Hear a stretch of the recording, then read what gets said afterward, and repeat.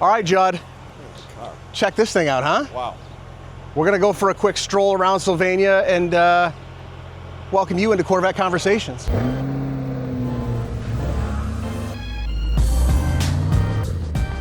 I should have gone into the window business 40 years ago.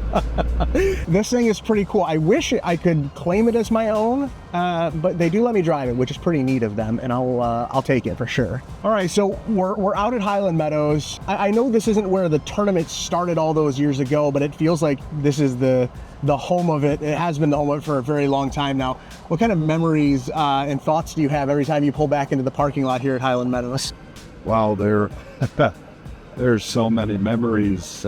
Been a great partner for so long to this tournament and helped us raise millions of dollars for local children's charities. And all the volunteers, the sponsors, the players, the media. It's just been wonderful. All the people we've met, all the great tournaments, great champions it's produced through the years. And now we have patient champions from the two children's hospitals, Nationwide Children's Toledo and ProMedica Russell Ebide Children's Hospital. And these kids, we have 4 patient champions this year, as you know, and these are 4 brave young girls who are going through some really tough times with their health, and they're willing to share their stories with the community in an effort to inspire other kids who might be going through health or personal problems. These girls, these 4 patient champions, are the perfect example of why we do this tournament every year. Yeah, it's incredible. And it had humble beginnings. Take me back. First off, I want to go all the way back in your life. How did golf kind of start for you? Why was golf the thing that you kind of fell in love with at an early age? It's a good question. My dad was a golfer. He wasn't a great golfer, but he liked to play. And I don't know, I think he gave me like a 7-iron when I was 7 years old and took me to a driving range. That's where I sort of started and really liked it, and just took off from there, really. And then eventually I got a set of clubs and started playing in junior tournaments, high school, and all that good stuff. And just always loved going out to a beautiful golf course and, just hitting the ball around. What is it about golf? Because I think for so many of us, it's such a frustrating game. But gosh, it just keeps bringing us back, and we love it so much. And there's a home on the golf course. You're fighting yourself a lot in golf. What is it about the sport that was drawn to you, that drew it to you? Oh, I think there's a lot of things. It is frustrating. There's no doubt about it, but you sort of get out of it what you put in. Sure. But somebody said golf would be a great game if you didn't care where the ball went. There's some truth to that, but I think it's a social game, and it is a great way to go out with friends and spend, playing 18 holes, 4 hours, 5 hours together in a beautiful setting. I think that's what draws people to it, really. It's so social, and you can do it with friends and have a good time. It was the early 80s, I believe, if I remember correctly. You were caddying. And how did you kind of get into caddying for some guys on the PGA Tour? I was fortunate enough to play college golf down at the University of South Florida in Tampa. And through Pat Lindsay, my good friend, who was a senior when I was a freshman there, he introduced me to Gary Koch. Became friends with Gary. Gary introduced me to Craig Stadler, and the next thing I knew, I was sort of caddying for Craig a couple of times during my senior year of college, and that led a few years after that to in 1982 and 83 of being his full-time caddy. So that's really how I got to see the world and really saw what these tournaments meant to their communities. That's really what hit me. And in those days, there were no title sponsors. a lot of the tournaments had celebrity hosts like Bob Hope, Bing Crosby, Andy Williams, Glenn Campbell, Sammy Davis Jr., all these tournaments. And I just started thinking, wow, wonder if we could do that in Toledo. And Jamie Farr, heck, he grew up in Toledo. He was now, MASH had just gone off the air, and luckily, fortunately for us, Jamie was open to lending his name to this tournament and served as a tournament host for 27 years. And what a man, just an incredible, incredible person who loved Toledo, and really it meant a lot to him to come back every year, and he brought celebrities with him, and he just enjoyed it so much. And it was just great. It was great for the community. He was the perfect tournament host, just perfect. We couldn't have asked for anyone better to help us. But that's where I got the idea, being out there and seeing these celebrity hosts host their tournament. And, it was great. And it just was sort of a natural to be thinking of Jamie Farr, who, starred on MASH for 11 years. And he was just, what a man. And he's still with us out in LA at 92 years old. Yeah, I was very fortunate a couple years ago. I got to go out to his home and meet with Jamie and talk with him, and he was still sharp as ever on his 90th, right around his 90th birthday, telling stories, cracking jokes. What a memory. Oh my God has. Gosh, it was incredible to sit and just listen to him rattle off names and some of the things that he had gone through and all that. And but what were those initial conversations like with him when you decided to do this?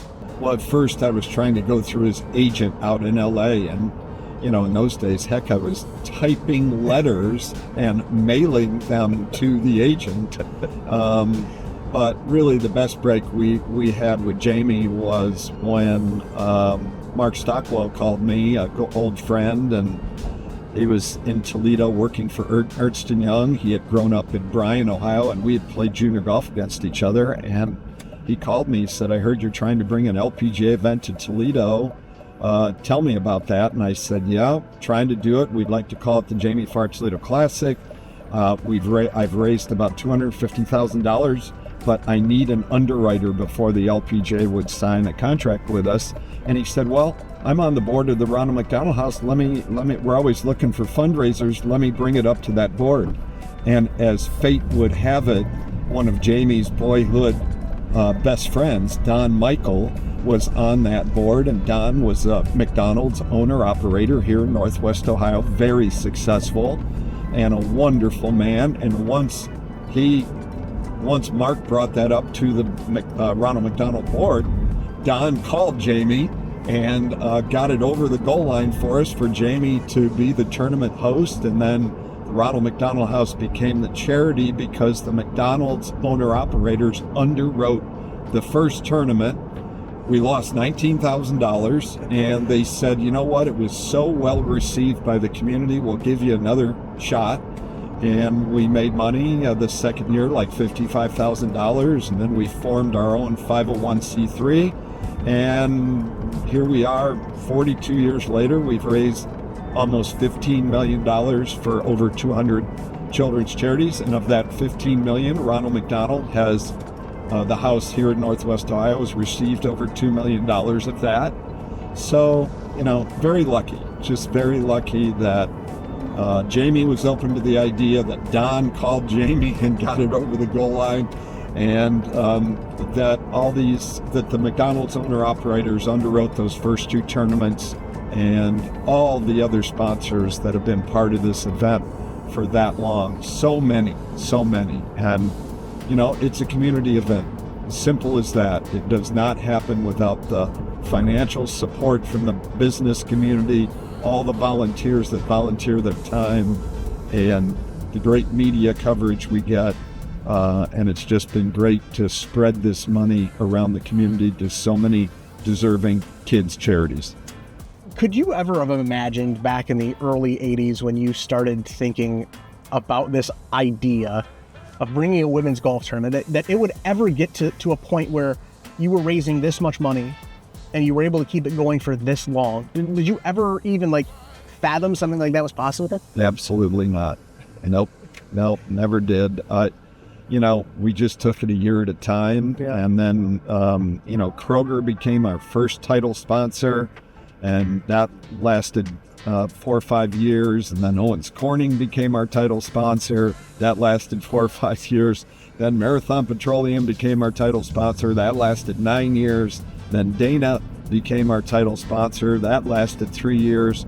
So we've just always been fortunate to find that title sponsor. And the last 2 years we've had to,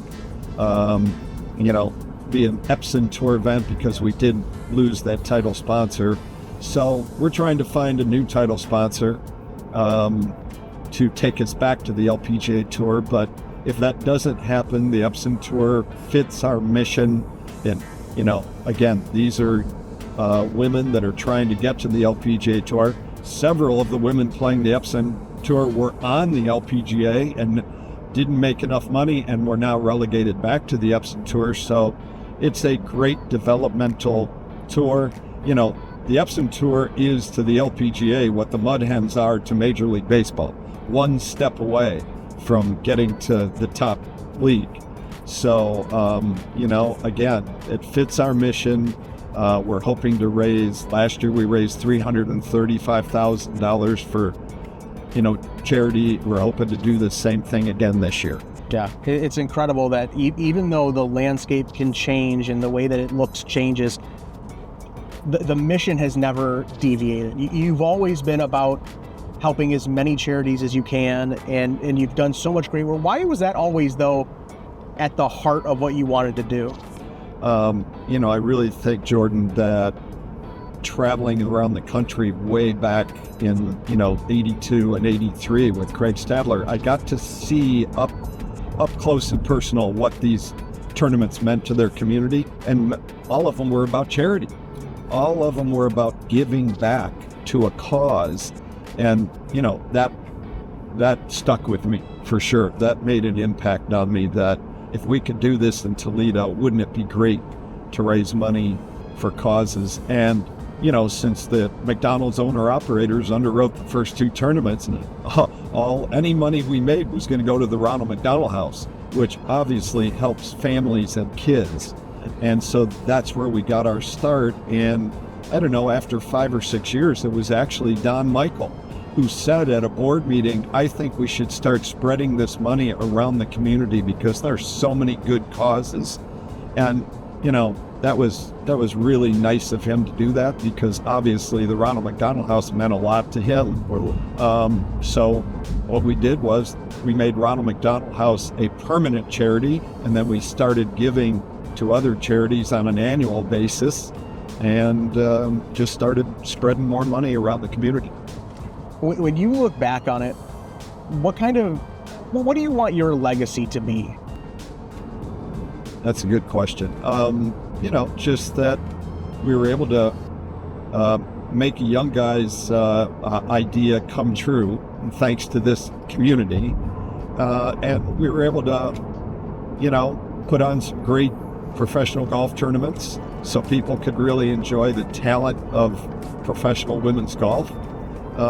And we raised a significant amount of money for children's charities in Northwest Ohio and Southeast Michigan. That's it in a nutshell. I don't know if people realize this about you, but you're coaching basketball now. If you want to call it. Yeah, I want to call it that. We're going to talk about it. Tell people what you're doing now in basketball. Well, not much, but, I volunteered. My son and I, Ben and I, coached a 6th grade boys team in Ottawa Hills last year, both our alma maters. Yeah. And now I'm going to be the 7th grade coach, and Ben is going to become a father. So he's retiring from the basketball coaching. He and Kelly are expecting in November. So that'll be great. Lisa and I are so looking forward to being grandparents. But, I've still got some time, and I'm going to coach the 7th grade boys team and same kids that I was able to coach last year. So really enjoy it, giving back to a school that meant a lot to me growing up, and it's fun.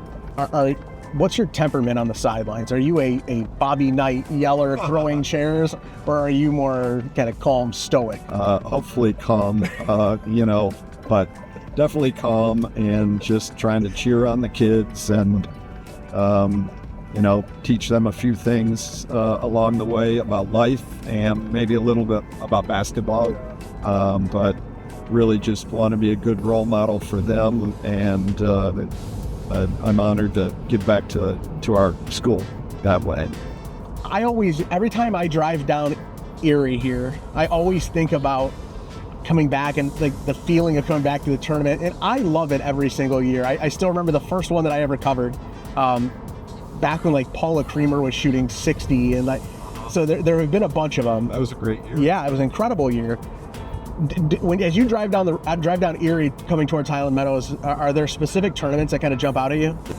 Oh boy, there's a lot of tournaments that jump out. I mean, we've had so many great champions through the years. Like Meg Mallon. We gave her a sponsor exemption when she was at Ohio State, and matter of fact, we gave her back-to-back sponsor exemptions, and she missed the cut in both of them. And I thought to myself, boy, I hope she gets her 4-year, undergrad degree, because she's going to need that in the real world. She's never going to make it as a professional golfer. And of course, I was dead wrong. She's in the LPGA Hall of Fame. She won the U.S. Women's Open. She won, 10 to 15 tournaments on the LPGA Tour. So, she was a great champion. Paula Creamer, Annika Sorenstam, Lydia Coes won 2 times here. Sabri Pak 5 times. Only the second player in LPGA history to win the same tournament 5 times on the same golf course. So we've had all these great memories, of these champions, and, I'm so grateful to the community for letting this event grow and prosper through the years.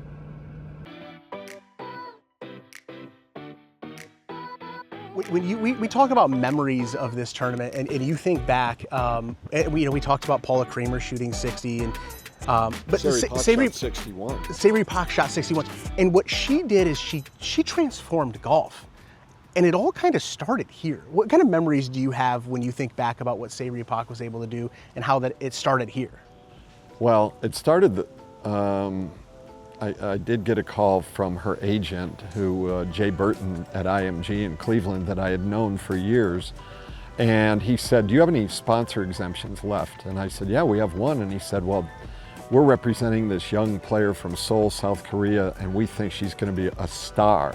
I trusted Jay's judgment. He had been around a long time. And I said, okay, we'll give Sabri Pak a sponsor exemption. So she came and played, and she missed the cut by a shot. She didn't know any English. She came into the office trailer afterwards, gave me a sleeve of balls that she signed, and said thank you. That's about all she could say. So then the next year comes, and we give her another sponsor exemption, and the week before, she played in the U.S. Women's Open, and she won it at Black Wolf Run in Kohler, Wisconsin. And then she comes to Toledo the next week and wins our tournament back-to-back. And that all these families in South Korea watched her win that US Open and then saw that she won the next tournament. And I think that really started parents introducing their young girls to golf. And look what's happened. It's amazing. Yeah, you can't tell the story, I think, of women's golf without Sabri Pak. No doubt. And there was such a huge influence when it happened here. Why did you choose women's golf, though? I've never asked you this in all these years. Why was women's golf the thing that you chose to bring here? It was pretty simple. I looked at the PGA Tour schedule, and it was jammed. Yeah. And then I looked at the LPGA schedule, and it had plenty of open dates in it. That's what drove me. I didn't think it would be possible to do a PGA Tour event, because there were no dates in the summertime available. So, I was in Houston for a week caddying, and I had a day off, and I just cold called the LPGA commissioner office, said I represented a group of Toledo business people who were interested in bringing a tournament to Toledo, total fabrication. And Luckily, John Laupheimer was in town. That was another, as the stars were aligned. And so I found myself sitting in his office the next day, and he couldn't have been nicer. He said he was a former USGA guy, so he had attended the US Open at Inverness in 1979, and he said Toledo would be a perfect market for the LPGA. And one thing led to another, and somehow we got it going. All right, last thing I'm gonna ask you about. We talked about Jamie Farr a little bit. What was your favorite memory of Jamie? Was it like on the first tee when he would go out and entertain people? Because it was always around his birthday. Yeah. He would come out and he would just put on a show. What kind of funny memories or favorite memories do you have of Jamie? One birthday, he was going to play with Patty Sheehan in the Pro-Am, and she came out. She was a prankster, Hall of Fame player, and a prankster, and Jamie teed up his ball. She put whipped cream on the top of his ball, put a candle in there, lit the candle, everybody sang happy birthday to him, and then he hit the ball off the tee, and it was hilarious. It just was hilarious. There were so many memories like that he created and brought all these celebrities to Toledo, and he always was so good at the closing ceremonies. He had such a clever mind. He was so funny. He would always make that fun, presenting the check to the winner. The women, the LPGA players just loved him, just loved him. And it was a huge draw for them to come back because they wanted to support Jamie because they knew he was supporting them. And he'd always shake their hands as they came off the 18th. And Heck, he shook the hands of all the volunteers, all the sponsors. He remembered people's names. Just amazing. Yeah. So we were so lucky. Well, Judd, there are very few people that have made an impact in this town quite like you have. Thank you. I appreciate you doing this. Thanks for everything, Jordan. Absolutely.